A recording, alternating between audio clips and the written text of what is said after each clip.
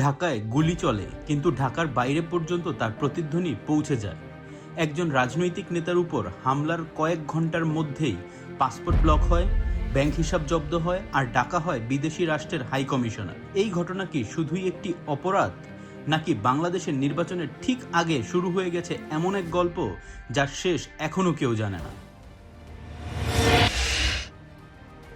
ঢাকা ৮-এ গুলির ঘটনার পর প্রথম ধাক্কা ছিল আতঙ্ক, কিন্তু ২৪ ঘন্টা পেরোতেই ঘটনাটি আর শুধু একটি হামলা রইল না, এটি পরিণত হলো একটি পূর্ণাঙ্গ রাষ্ট্রীয় তদন্তে, আন্তর্দেশীয় সতর্কতায় এবং নির্বাচনের আগে বড় রাজনৈতিক চাপের ঘটনায়। ঢাকা মেট্রোপলিটন পুলিশ নিশ্চিত করেছে এই ঘটনায় দুইজনকে চিহ্নিত করা হয়েছে। ফয়সাল করিম মাসুদ গুলি চালিয়েছে, আলমগীর শেখ মোটরসাইকেল চালক। পুলিশ বলছে তারা এখনও দেশের ভেতরেই আছে, দেশ ছাড়ার কোনো প্রমাণ নেই। তবে এখানেই শেষ নয়, ফয়সালের পাসপোর্ট ব্লক করা হয়েছে, তার আইটি প্রতিষ্ঠানের সব ব্যাংক হিসাব জব্দ করা হয়েছে, বর্ডার গার্ড, বন্দর কর্তৃপক্ষ সবাইকে সতর্ক করা হয়েছে। এই পর্যায়ে প্রশ্ন উঠছে, একজন রাজনৈতিক হামলাকারীর আর্থিক নেটওয়ার্ক কেন এত দ্রুত তদন্তের কেন্দ্রে? এই ঘটনার সবচেয়ে গুরুত্বপূর্ণ নতুন দিক, বাংলাদেশ সরকার ভারতের হাই কমিশনারকে তলব করেছে।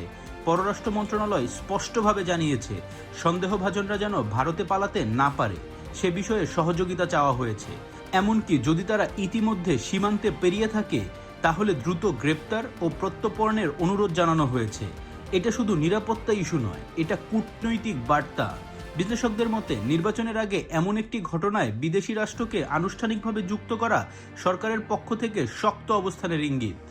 এই হামলা হয়েছে নির্বাচনের তফসিল ঘোষণার ঠিক পরদিন, ১২ই ফেব্রুয়ারি, একই দিনে জাতীয় নির্বাচন ও গণভোট।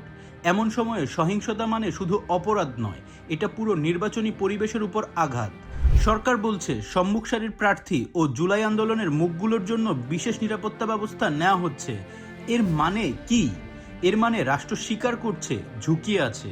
স্বরাষ্ট্র উপদেষ্টার ঘোষণা, আততায়ীকে ধরিয়ে দিতে পারলে ৫০ লাখ টাকা পুরস্কার। বাংলাদেশের রাজনীতিতে এমন ঘটনা খুব ঘন ঘন আসে না। এটা শুধু গ্রেপ্তারের জন্য নয়, এটা একটা সিগন্যাল। রাষ্ট্র চায় না এই ঘটনার দায় বা রহস্য নির্বাচনের আগে ঝুলে থাকুক।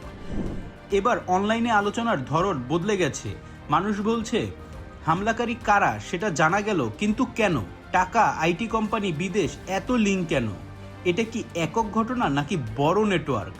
ভয় নয়, এবার মানুষ প্রশ্ন করছে, আর প্রশ্ন মানেই চাপ। হাদি এখনও আশঙ্কাজনক অবস্থায়, কিন্তু তার উপর হামলার ঘটনা ইতিমধ্যে রাজনীতির গতিপথ বদলে দিয়েছে। এখন প্রশ্ন কে গুলি করেছে তা নয়, প্রশ্ন হলো এই তদন্ত কত দূর যাবে? নির্বাচনের আগে কি সব উত্তর মিলবে, নাকি কিছু প্রশ্ন থেকেই যাবে, যেগুলো ভোটের দিন পর্যন্ত দেশকে অস্থির রাখবে? ১২ই ফেব্রুয়ারি শুধু ভোটের দিন নয়, এটা হবে রাষ্ট্রের সক্ষমতার পরীক্ষা। আপনি কি মনে করছেন? নিচে কমেন্ট করে জানাবেন। ধন্যবাদ।